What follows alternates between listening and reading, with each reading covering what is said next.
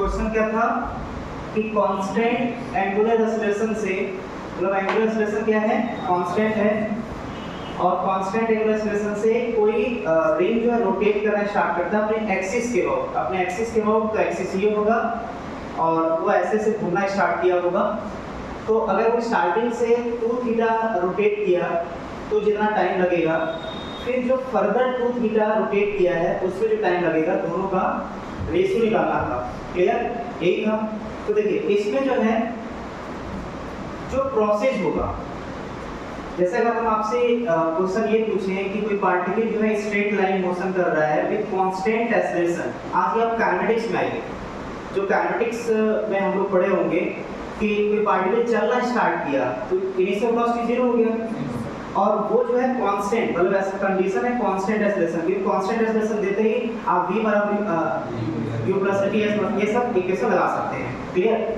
तो क्वेश्चन ये यहाँ पे अगर पूछता कि उसको x डिस्टेंस जाने में t1 टाइम लग रहा है और फर्दर x डिस्टेंस जाने में t2 टाइम लग रहा है, तो आपको t1 और t2 का रेशियो बताना है। इस क्वेश्चन में और इस क्वेश्चन में कोई अंतर नहीं, सिर्फ और सिर्फ उसको डिनोट करने का तरीका होगा। क्लियर। ये एक स्ट्रेट लाइन क्वेश्चन में बस आपको रिजल्ट देगा, ये आपको सर्कुलर के फॉर्म में रिजल्ट देगा, सिर्फ उसका चिन्ह बदलेगा, ना कॉन्सेप्ट बदलेगा, ना प्रोसेस बदलेगा। क्लियर। तो अब यहाँ पर क्या करते हैं आप बताइए, जो यहाँ पर करते हैं बिल्कुल वही वहाँ पर करिए आप। तो यहाँ पर क्या करते हैं आप, पहले ये टाइम निकालते हैं और हमें टाइम बचाने के लिए डायरेक्ट रिजल्ट पता होना चाहिए। क्या t1 इक्वल टू क्या लिख सकते हैं, रूट में इनिशियल वेलोसिटी 0 है, रूट ये सब नहीं होता है, ठीक है ना। तो अब जो ये डायरेक्ट आप क्यों s बराबर ut प्लस हाफ रेडियस पर लगाएंगे, उसमें टाइम आपका जाएगा। जब आपको पता है एक्सेलरेशन कांस्टेंट है और इनिशियल वेलोसिटी 0 है, तो डायरेक्ट इसका यूज करिए और यहाँ बताइए कितना आएगा रिजल्ट।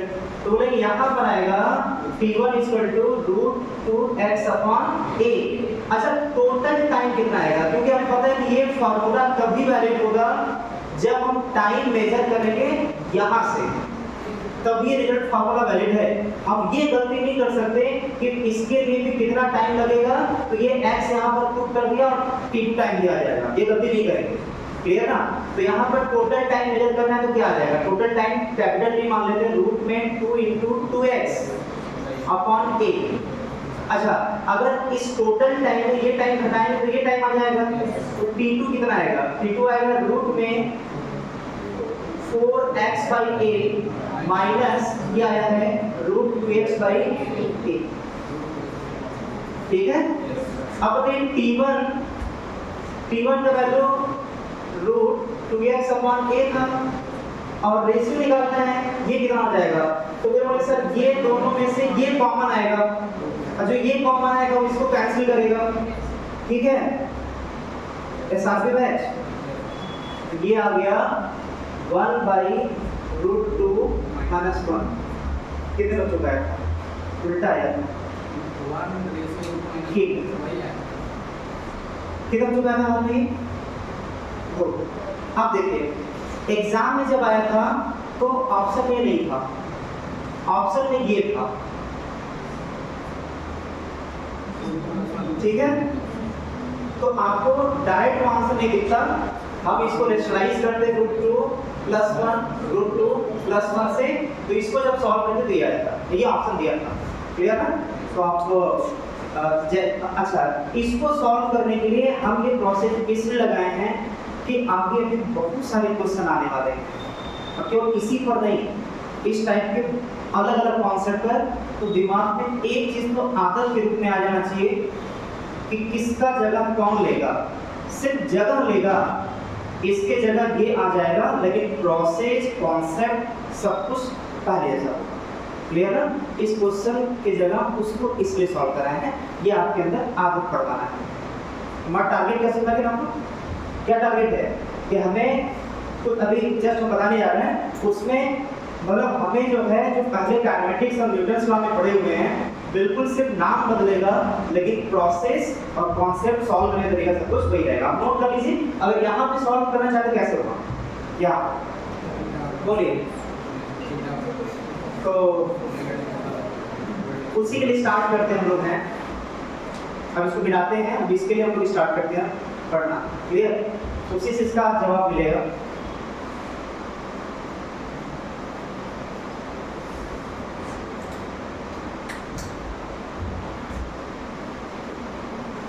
तो हम लोग कौन सा चैप्टर पढ़ेंगे? चैप्टर का नाम क्या है? Rotation motion of rigid body. ठीक है, सबसे पहले इस चैप्टर में इसके बारे में जान जाते हैं, ये क्या है, बॉडी क्या है। पहले चैप्टर नाम लिखिए, जल्दी से याद करें। Rotation motion of rigid body. हाँ चैप्टर अभी स्टार्टिंग पढ़ना सबको। अब जो पढ़े थे अब उसको जो है पढ़ ली, मतलब रिविजन कर लीजिएगा, लेकिन हम लोग यहाँ से स्टार्ट करते हैं। Rotation motion of rigid body. इससे पहला नाम आता है बॉडी का, कि बॉडी क्या होता है। तो पहले रीडिंग कीजिए, हम फास्ट चलेंगे, ये मतलब धीमा धीमा नहीं लिखना है। क्लियर ना? बॉडी क्या होगा, इसका डेफिनेशन क्या होगा? इसका डेफिनेशन है the combination of particle, combination of particle is called body, या collection of particles is called body, कुछ भी बोल सकते हैं। collection of particles is called body।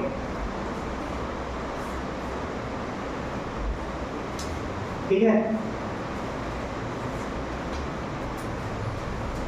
तो हम लोग जो है बॉडी मतलब कई सारे पार्टिकल का कलेक्शन है। पार्टिकल छोटे छोटे पार्टिकल होंगे, इन सभी पार्टिकल से मिल करके एक बॉडी बनेगा। फॉर एग्जांपल मार्कर है, ये छोटे छोटे पार्टिकल से एक बॉडी बना हुआ है। क्लियर? तो अब इसके बाद जो आता है रिजिड बॉडी। मतलब बॉडी की 2 3 4 टाइप का होता होगा, तभी तो यहाँ पर एक उसमें से टाइप है रिजिड। कई टाइप होंगे तभी तो एक का नाम रिजिड पड़ा।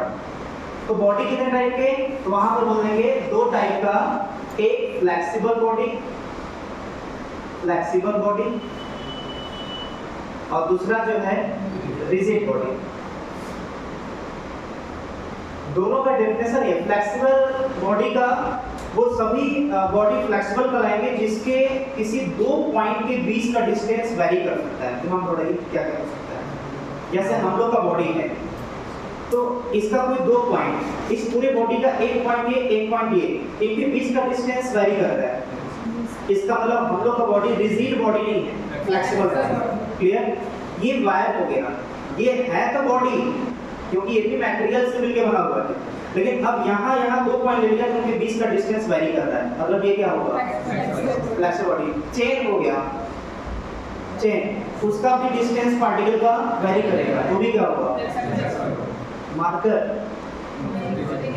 ये रिजिड बॉडी होगा या फ्लेक्सिबल? रिजिड बॉडी, क्योंकि इसका कोई भी 2 पॉइंट के बीच का डिस्टेंस अब वेरी नहीं कर सकता। मतलब फ्लेक्सिबल बॉडी, जब इसका डेफिनेशन पता चल जाएगा तो ऑटोमेटिकली इसको भी लिख लेंगे। इसको लिख लेते हैं, क्या लिखेंगे? किसी भी बॉडी के 2 पॉइंट के बीच का डिस्टेंस अपने टर्म में लिख लें। अगर किसी भी बॉडी के 2 पॉइंट के बीच का डिस्टेंस अगर वैरी न करे वो बॉडी रिजिड बॉडी कहलाएगा।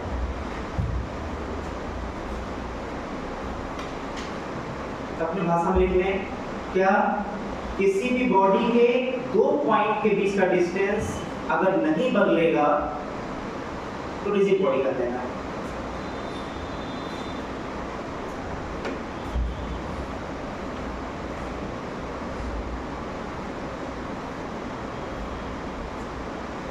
उससे जस्ट उल्टा हो जाएगा, जब उनके बीच का डिस्टेंस 2 पॉइंट के बीच का डिस्टेंस वैरी करेगा तो वो फ्लेक्सिबल बॉडी कहलाएगा। अब आते हैं रिजिड बॉडी पर। अच्छा, रिजिड बॉडी अगर मान लेते तो ये बॉडी है, ये रिजिड है, इसका मतलब इसका कोई पॉइंट ए और पॉइंट बी के जो बीच का डिस्टेंस होगा वो नहीं बदलेगा। तो क्या ये कह सकते हैं कि जब एक पार्टिकल के रिस्पेक्ट में दूसरे पार्टिकल का डिस्टेंस नहीं बदल रहा है तो एक पार्टिकल के रिस्पेक्ट में दूसरे पार्टिकल का जो मोशन होगा वो रेस्ट में होगा। पक्का है? तो इसका मतलब कि क्या यहाँ पे ये कह सकते हैं क्या, थोड़ा समझने ज़्यादा देना है, क्या यहाँ पर ये कह सकते हैं क्या कि A के रिस्पेक्ट में B रेस्ट में होगा? पक्का है? गलत। अगर ये रिजिड बॉडी है, इनके बीच का डिस्टेंस बदल नहीं रहा है, तो A के रिस्पेक्ट में B का मोशन होगा या रेस्ट में रहेगा?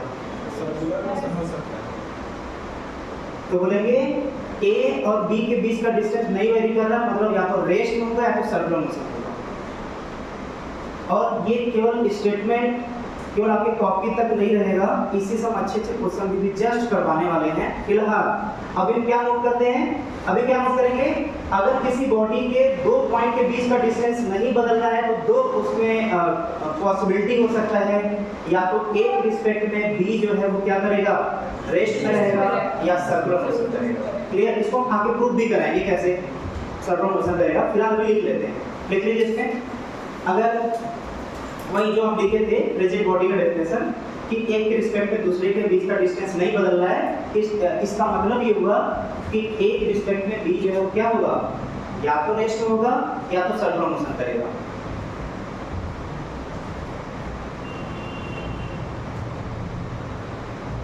A और B के बीच का डिस्टेंस नहीं बदल रहा है, इसका मतलब कि या तो एक के रिस्पेक्ट में दूसरा रेस्ट में होगा या तो सर्कुलर मोशन करेगा। ये दो पॉसिबिलिटी है।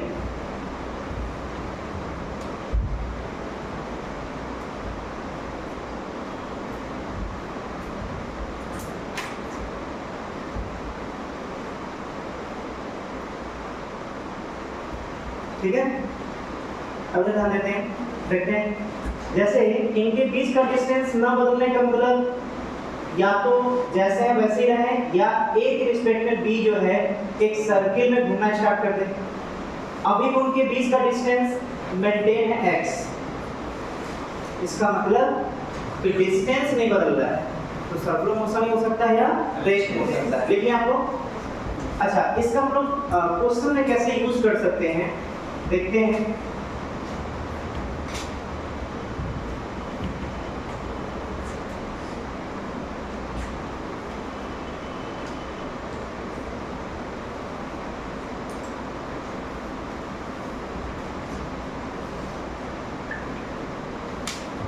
तो रॉड ऐसे है, यहाँ पर एंगल थीटा बन रहा है, ये पॉइंट मान लेते हैं A है और ये B है, ये स्मूथ है। स्मूथ है तो स्वाभाविक सी बात है कि रुकने वाला तो नहीं है, ये स्लिप करेगा। जब स्लिप करेगा तो B वाला आगे ऐसे जाएगा, जिसका इंडिकेट कर सकते हैं VB वेलोसिटी से, और ये नीचे की तरफ जाएगा क्योंकि स्मूथ है तो नीचे की तरफ जाएगा, इसका वेलोसिटी VA ले लेते हैं। तो जो VA है वो दिया हुआ है V0, क्लियर, और हमें पूछ रहा है वेलोसिटी या P। तो इसको लैंग्वेज जरूरत नहीं है, आप समझ सकते हैं। एक स्मूथ बॉल है, स्मूथ सरफेस है, फ्लोर है, और यहाँ पर इसको ऐसे रिलीज कर दिया तो इसका ये पॉइंट नीचे जाएगा, ये पॉइंट आगे जाएगा, इसका वेलोसिटी VA V0 के बराबर है। तो पूछ रहा है VB का वेलोसिटी क्या होगा, find the velocity of B। Try करिए।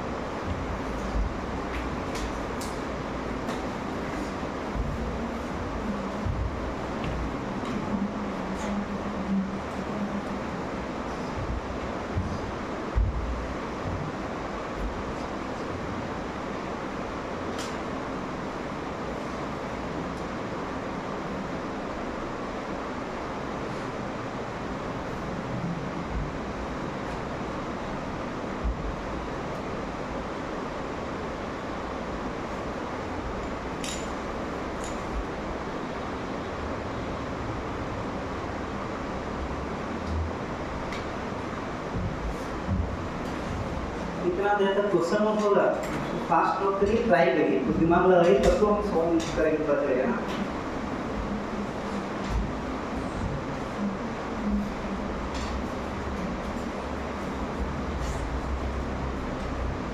देखिए पहला क्वेश्चन है, हम इसको एक बार डिस्कस कर ले रहे हैं, फिर उसके बाद क्वेश्चन देख ट्राई करिएगा। अगर रॉड को बाहर निकालें, ये है इसका एक पॉइंट ए यहाँ पर, बी यहाँ पर, इसका वेलोसिटी इधर जो दिया है v नॉट, और इसका वेलोसिटी इधर जो पूछ रहा है v, और यहाँ से एंगल थीटा है। अच्छा ये रिजिड बॉडी है, रॉड वो दिया, अगर ये रॉड है या लैडर है तो मतलब वो रिजिड बॉडी होगा, चेंज तो करेगा। इसका मतलब ये हुआ कि जो ये पॉइंट ए है और पॉइंट बी है, इसका इस डायरेक्शन में और इसका इस डायरेक्शन में, मतलब दोनों पॉइंट से अगर एक लाइन ज्वाइन करें तो इस लाइन के अलोंग जितना ये चलेगा मजबूरी इसको भी आगे चलना होगा, क्योंकि उनके बीच का डिस्टेंस बदलना नहीं चाहिए। जैसे अगर इसका वेलोसिटी इस डायरेक्शन में कम हो गया और इसका वेलोसिटी इस डायरेक्शन में ज़्यादा हो गया, तो ये कम चल रहा है, तेजी चलेगा, तो उनके बीच का डिस्टेंस बढ़ जाएगा। बस है अगर इसका वेलोसिटी ज़्यादा हो गया, इसका वेलोसिटी उसी लेंथ के अलावा कम हो गया, तो कंप्रेस कर जाएगा, वो रिजिड बॉडी का पहचान नहीं है। इसका मतलब कि जो इस डायरेक्शन का वेलोसिटी v1 होगा और इसका जो इस डायरेक्शन वेलोसिटी v2 होगा, ये पक्का है मेरा रिजिड बॉडी है। और रिजिड बॉडी पक्का दोनों बराबर होंगे। क्लियर? क्यों बराबर? क्लियर हो गया ना? फिर रिजिड बॉडी में दोनों के बीच का डिस्टेंस सेम होना चाहिए। अब यदि v नॉट का इधर कंपोनेंट कितना आएगा, देखिए ये थीटा है तो 90 माइनस थीटा होगा, और ये जब 90 माइनस थीटा होगा तो इसका इधर कंपोनेंट आ जाएगा v नॉट साइन थीटा। अच्छा ये थीटा है तो ये भी थीटा होगा, तो इस वेलोसिटी का इधर कंपोनेंट कितना आएगा, इसका इधर की तरफ कंपोनेंट कितना आएगा, इसका आएगा vb cos थीटा। अच्छा v1 आ गया, v1 आ गया v नॉट साइन थीटा, और v2 आ गया, ये v2 है vb sine theta cos theta. Answer आ जाएगा, नोट कर लीजिए, फिर आगे बढ़ते हैं। फास्ट नोट करिएगा, vb इक्वल टू आ गया v नॉट tan थीटा।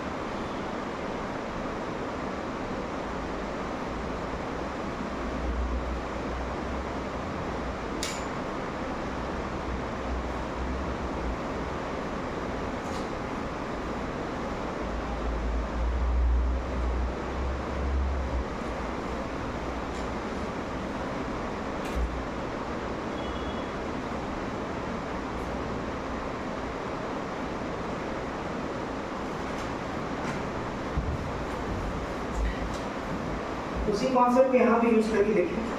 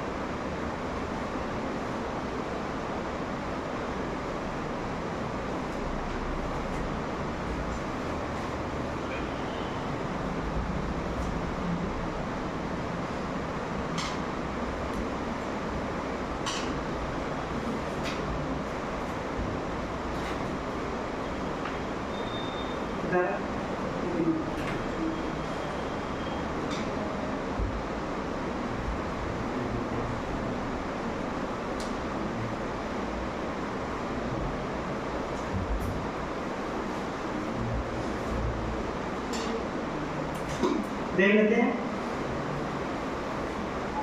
जैसे अगर जिसका वेलोसिटी निकालना है उसको बाहर निकाल करके जो भी डायरेक्शन, जैसे इस पॉइंट का वेलोसिटी इधर दिया हुआ है, इसका वेलोसिटी इधर दिया हुआ है, और ये स्ट्रिंग पूरा एक ही है, और जब एक ही वेलोसिटी है तो इसका मतलब ये भी वेलोसिटी v नॉट से आगे जा रहा होगा और ये भी v नॉट वेलोसिटी से आगे जा रहा होगा।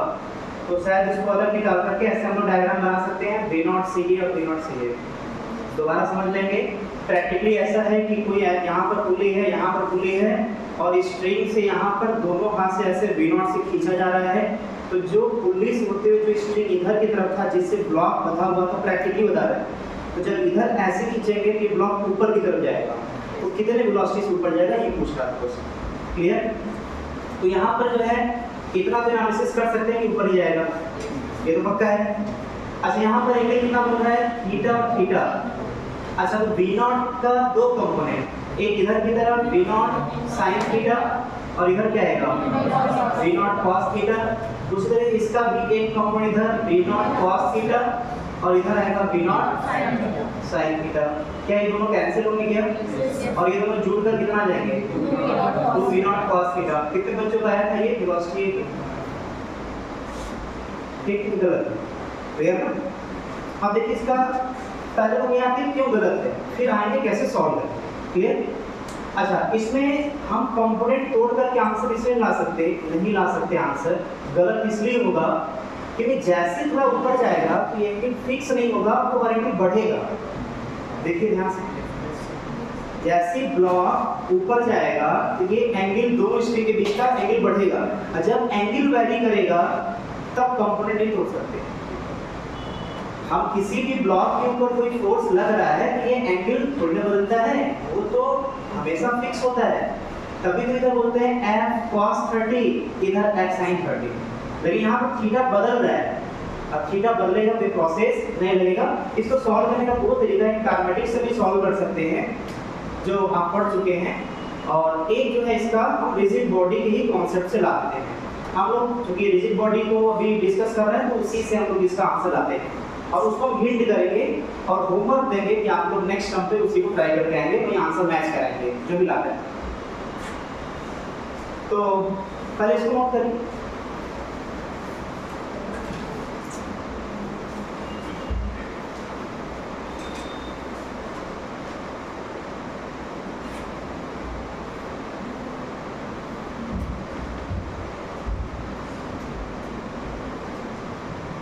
ओके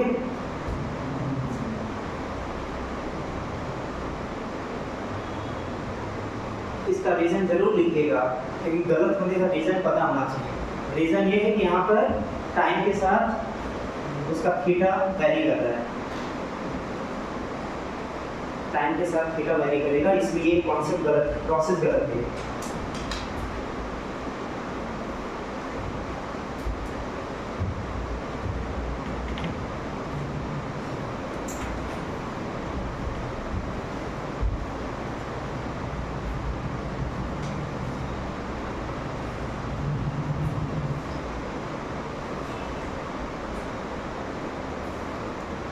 इसमें अगर किसी ध्यान सुना इधर है, अगर केवल एक स्ट्रिंग को लेकर के इसको डिस्कस करें, ये स्ट्रिंग ऐसा कुछ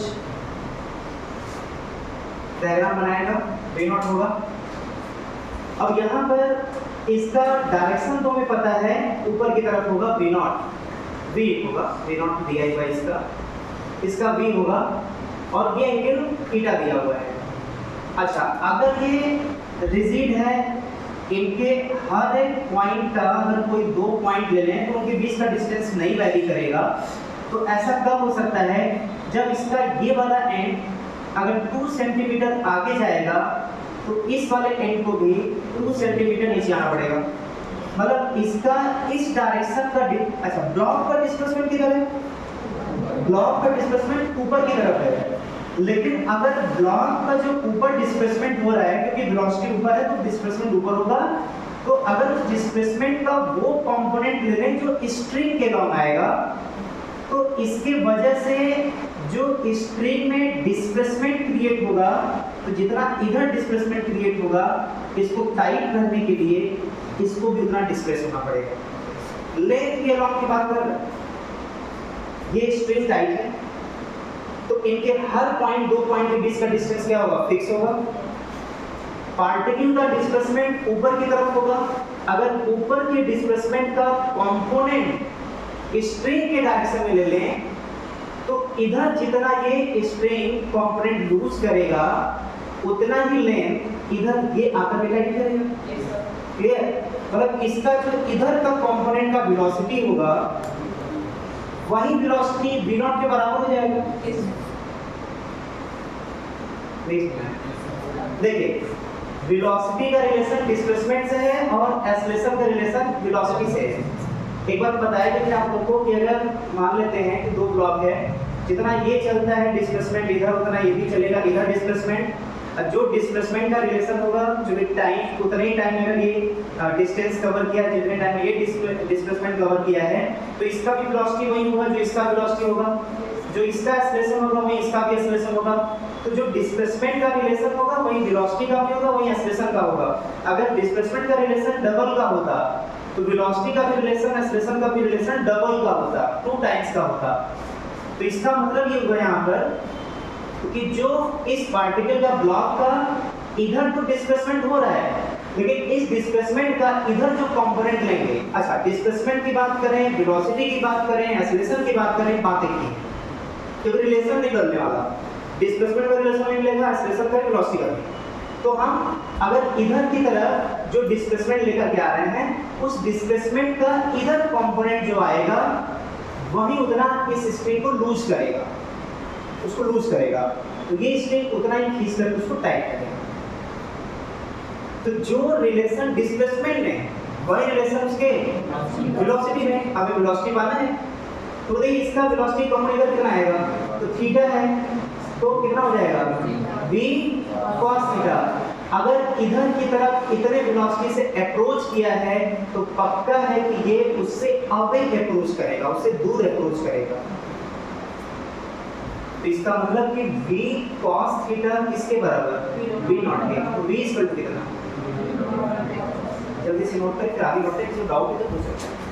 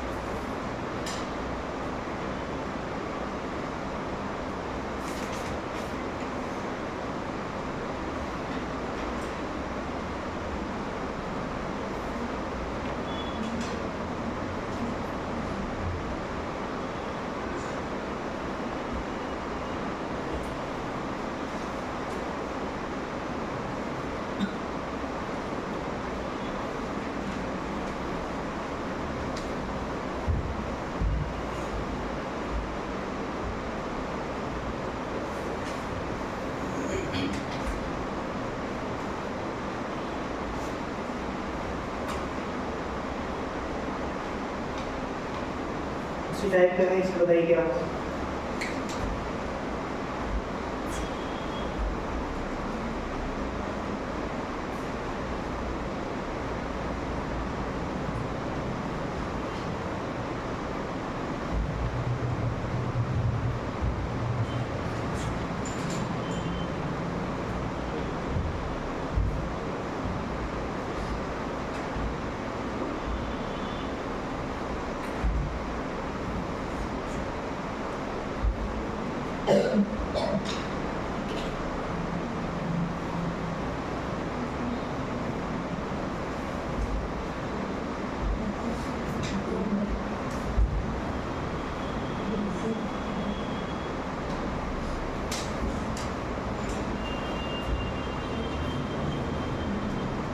कर दिया जाए। अच्छा इसमें जो है किसका कंपोनेंट, इसका या इसका, किसका कंपोनेंट किसकी तरफ तोड़ना होगा ये भी तो हमें सोचना है ना।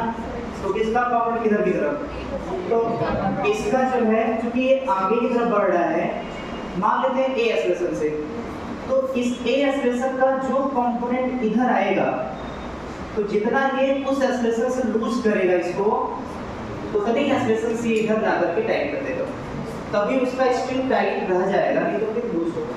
क्लियर ना। तो इसका मतलब कि ए का स्ट्रिंग के डायरेक्शन में कितना होगा, ए cos थीटा। अब जितने एक्सेलरेशन से लूज करेगा उतने एक्सेलरेशन से ये आगे बढ़कर टाइट करेगा जिससे स्ट्रिंग लूज ना हो। इसका मतलब कि a cos थीटा की क्या होगा 10, a cos थीटा की क्या होगा 10, मतलब a cos theta cos 60 is equal to 10, तो a is equal to 20 metre पर सेकंड स्क्वायर। नोट कर लेंगे।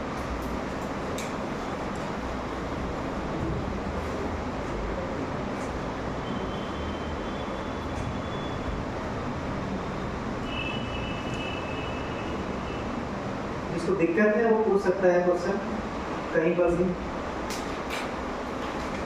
इसे कोई पूछना है किसी को?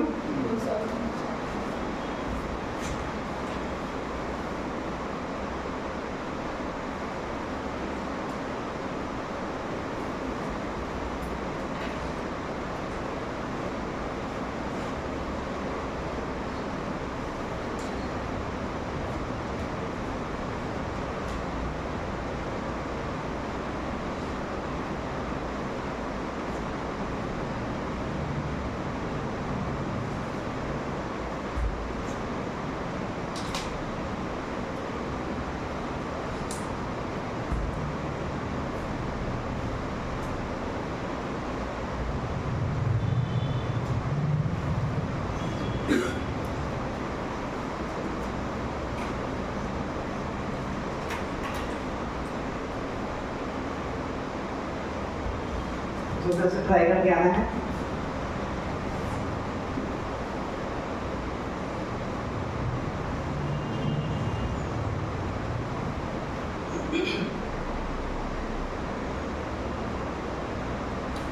सरफेस कुछ नहीं यहाँ पर दिया है फ्रिक्शन के बारे में, तो मतलब फ्रिक्शन नहीं है, स्मूथ है।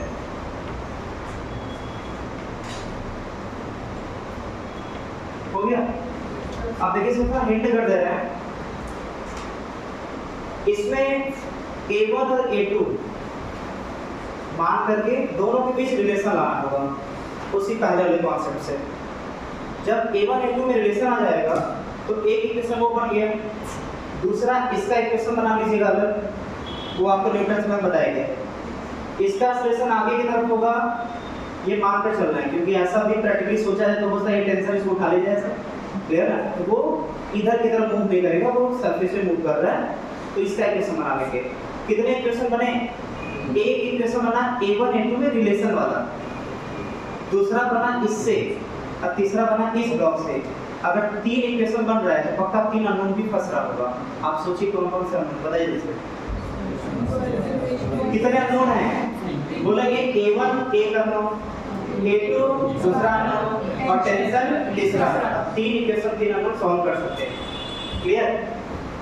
अच्छा, अभी हम लोग डिस्कस किसके ऊपर कर रहे थे? रिजिड बॉडी पर। पहले हम लोग किसको डिस्कस किए? बॉडी क्या होता है? Collection of particles. बॉडी कितने टाइप का होता है? फ्लेक्सिबल और फ्लेक्सिबल वही होगा जो उल्टा रिजिड होगा। रिजिड क्या होता है? उनके दोनों पार्टिकल्स का मिश्रण होना। ऐसा का पॉसिबिलिटी होगा दो क्राइटेरिया, या तो पार्टिकल दोनों का रेस्पेक्ट में, या तो। अब हम लोग फिर उसके और आगे बढ़ते हैं मोशन पर, मतलब मोशन ऑफ रिजिड बॉडी। अभी हम यहाँ पर नहीं आए। मोशन ऑफ रिजिड बॉडी जो हम लोग को रोटेशन में पढ़ना है, रोटेशन चैप्टर में पढ़ना है।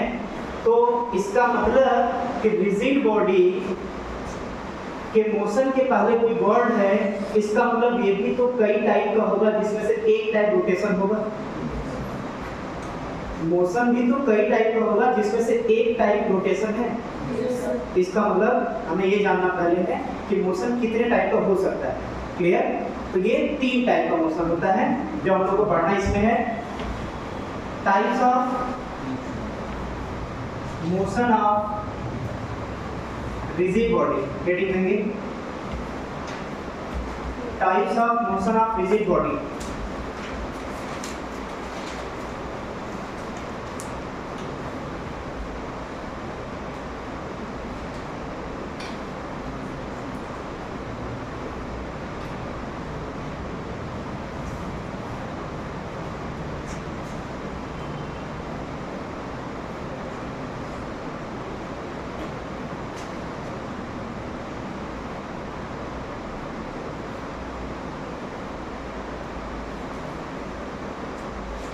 फास्ट नोट करिए फिर आगे बढ़िए।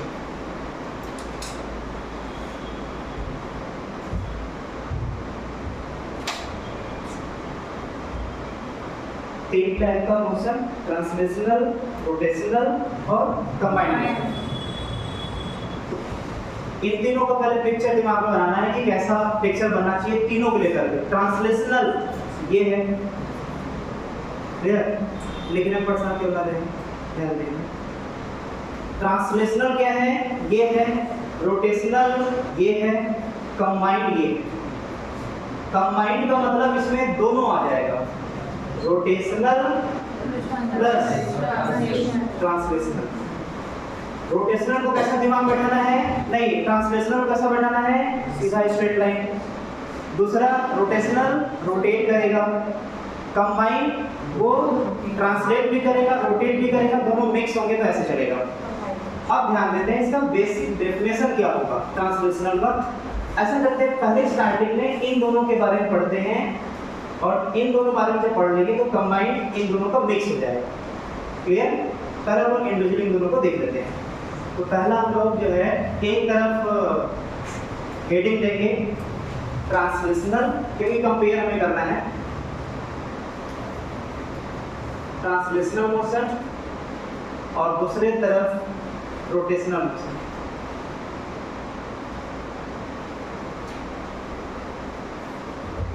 प्योर ट्रांसलेशनल लिख सकते हैं, ज्यादा सही होगा ये, प्योर ट्रांसलेशनल मोशन और प्योर जो है रोटेशनल मोशन।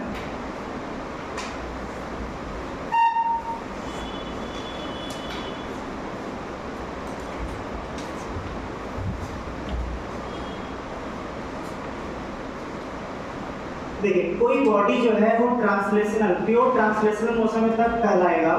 अब एक एक करके यहाँ भी लिखते जाएंगे, यहाँ भी लिखते जाएंगे और कंपेयर करते जाएंगे। मान लेते कोई बॉडी है, इसके जितने भी पॉइंट हैं ए बी सी, और इसका बॉडी है तो पक्का इसका सेंटर ऑफ मास भी होगा नहीं। तो ट्रांसलेशनल का कंडीशन ये होता है कि जितना डिस्प्लेसमेंट ए चलेगा उतना बी भी चलेगा, उतना सी भी चलेगा, उतना ही सेंटर ऑफ मास भी चलेगा। मतलब displacement of A B C सब होंगे सेंटर ऑफ मास के डिस्प्लेसमेंट के बराबर। डिस्प्लेसमेंट की बात कर रहे हैं, मतलब displacement of A, displacement of B, C और वही सेंटर ऑफ मास। अगर ऐसा हुआ तो वो कहलाएगा ट्रांसलेशनल मोशन। ये displacement of centre of mass के बराबर, हर एक पार्टिकल का डिस्प्लेसमेंट अगर बराबर हो गया तो कैसा मोशन कहलाएगा, ट्रांसलेशनल। अच्छा, ये तो डिस्प्लेसमेंट के टर्म में है। अगर वेलोसिटी के टर्म में बात करें तो वहां पर हम लोग ये लिख सकते हैं velocity of centre of mass के बराबर अगर उस बॉडी के हर पॉइंट का वेलोसिटी हो गया तो ट्रांसलेशनल मोशन कहलाएगा। कोई आपसे पूछे ट्रांसलेशनल मोशन किसको बोलेंगे, कैसे पहचानेंगे, तो किसी भी बॉडी का हर एक पॉइंट का वेलोसिटी उतना ही हो, डायरेक्शन के साथ भी मैग्नीट्यूड, डायरेक्शन बदल गया तब भी बात बदल जाएगा, जितना सेंटर ऑफ मास का वेलोसिटी हो। अगर ऐसा है तो प्योर ट्रांसलेशनल मोशन कहलाएगा, क्लियर ना।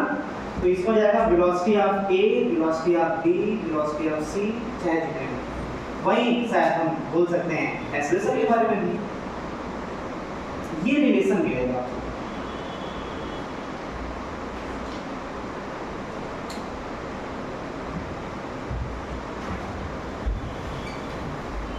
अगर अपने वर्ड में लिखना चाहते हैं देख सकते हैं कि उस बॉडी के हर पॉइंट का वेलोसिटी और एक्सेलरेशन उतना ही हो जितना सेंटर ऑफ मास का है, तो वो कहलाएगा प्योर ट्रांसलेशनल मोशन।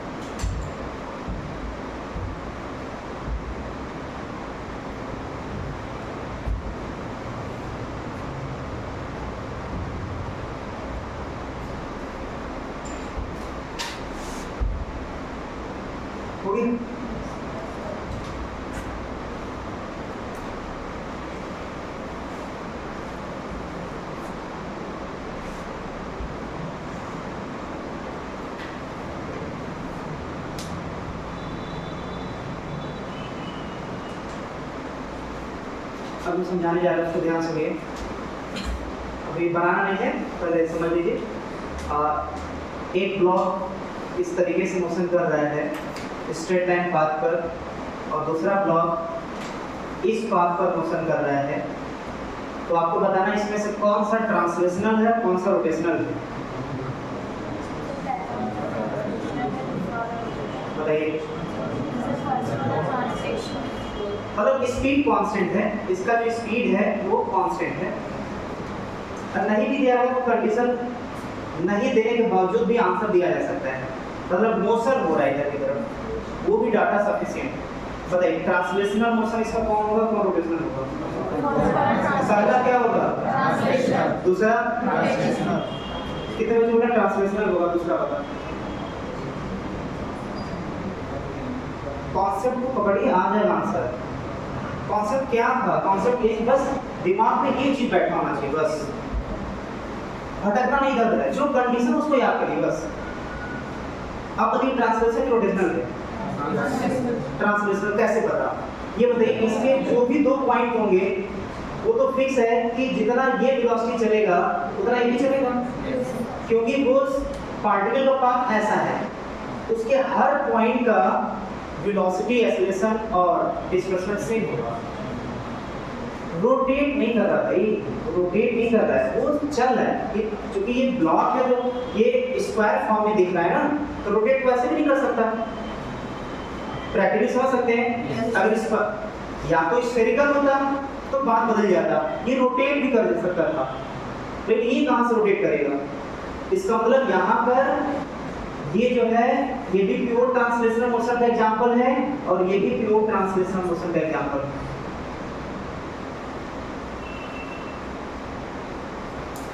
अच्छा, ये एग्जांपल क्यों लिए? ध्यान देना है, सिर्फ स्ट्रेट लाइन को ही दिमाग में न लें कि वो ट्रांसलेशनल मोशन कहलाता है। तो दिमाग बैठ जाता है ये कि ट्रांसलेशनल मतलब एक स्ट्रेट लाइन मोशन, गलत। ट्रांसलेशनल का मतलब ये, बस जो लिखवा यही सब कुछ है, आपने इसको भी दिमाग लगाना है। ये कंडीशन अगर फुलफिल किया तो ट्रांसलेशनल होगा, नहीं तो रोटेशनल होगा। अब देखिए तीसरा एग्जांपल देते हैं। मार्कर को बिना रोटेट किए हम ऐसे फेंक रहे हैं, नहीं फेंकेंगे, उठाना पड़ेगा। कैसे मोशन करेगा? वो ऐसे जाकर गिर जाएगा। अब बताइए इसका जो मोशन है वो ट्रांसलेशनल की रोटेशनल? अच्छा, कैसे पता ट्रांसलेशनल? बोलेंगे ये हर एक पार्टिकल सेम डायरेक्शन में जा रहा है हमेशा। क्लियर? अच्छा, ये ट्रांसलेशनल की रोटेशनल देखने में लग रहा है। अच्छा भाई कमांड चला जा रहा है, ठीक है। इसका मतलब ये दोनों ट्रांसलेशनल एग्जांपल है, इसी डायग्राम में बनाएंगे, कोई कंफ्यूजन नहीं। ये दोनों डायग्राम यहीं पर बनाएंगे इसी में।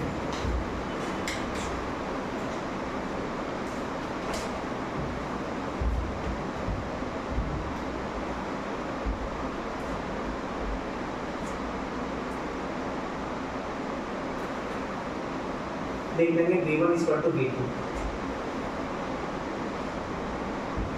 ये तो देखने में लग रहा है कोई यहाँ पर कंफ्यूजन नहीं है।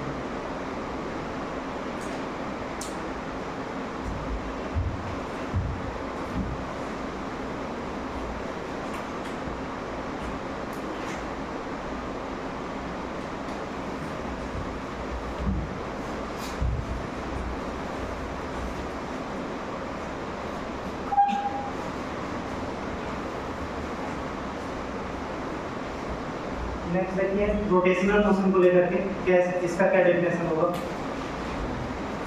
जैसे कोई बॉडी दिया हुआ है, अगर वो किसी एक्सिस के अबाउट रोटेट कर रहा है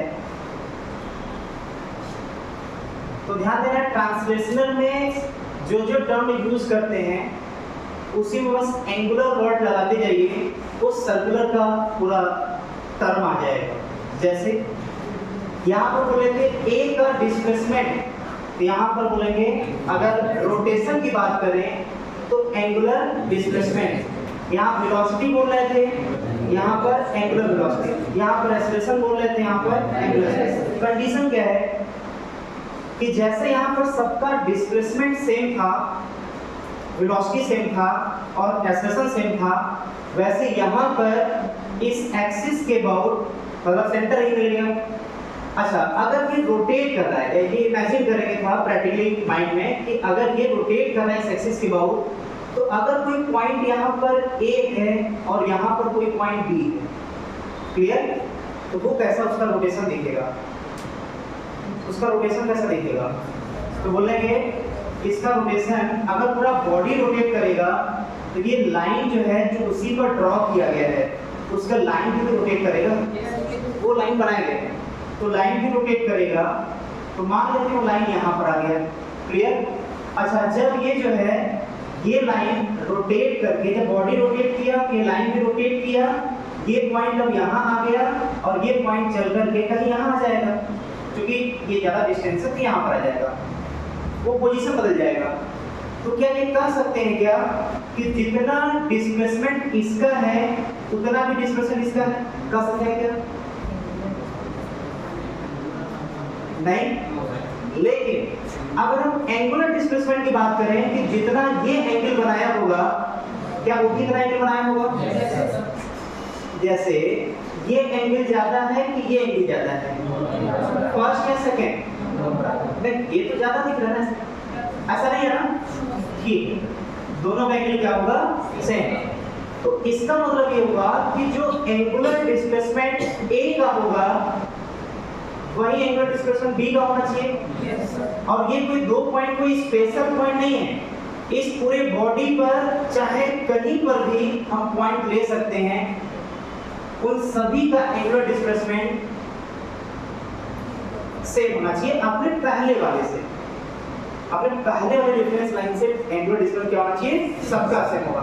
जैसे इसका बात करें तो पहले यहाँ रहा होगा, तो अगर ये थीटा चला, ये भी थीटा चला, तो पक्का है कि ये भी घूम करके यहाँ पर, ये सी यहाँ पर आ गया होगा, ये भी थीटा गया होगा, ये भी यहाँ पर रहा होगा, ये भी थीटा चल करके यहाँ पर आ गया होगा,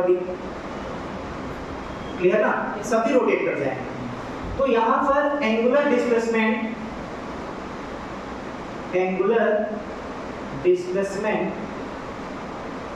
सबका सेम होगा। अच्छा, इसे वो टाइम के रिस्पेक्ट में अगर डिफरेंशिएट कर दें तो क्या ये भी रिजल्ट आ जाएगा कि जो एंगुलर वेलोसिटी ए का होगा वही बी का होगा, वही सी और वही डी का। ये किसके बारे में बता रहे हैं? एंगुलर। शायद कुछ बच्चे शायद रिलेट कर पा रहे हो कि जो वहां पर बराबर थे वो डिस्प्लेसमेंट वेलोसिटी एक्सेलरेशन था, यहाँ पर जो बराबर है उसमें एंगुलर वर्ड जोड़ देंगे बस। तो एंगुलर डिस्प्लेसमेंट बराबर, एंगुलर वेलोसिटी बराबर और एंगुलर एक्सेलरेशन।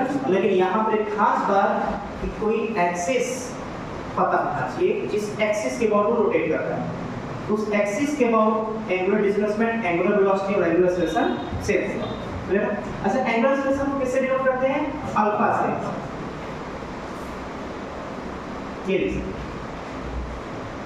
तो जैसे यहाँ पर आप डेफिनेशन क्या दिए थे रोटेशनल मोशन का और ट्रांसलेशनल का, क्या डेफिनेशन दिए थे आप?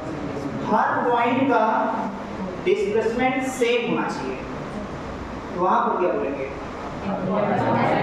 हर पॉइंट का एंगुलर डिस्प्लेसमेंट सेम होना चाहिए, और जैसे वो वैसे एंगुलर वेलोसिटी, एंगुलर एक्सेलरेशन। आप नोट करके आगे।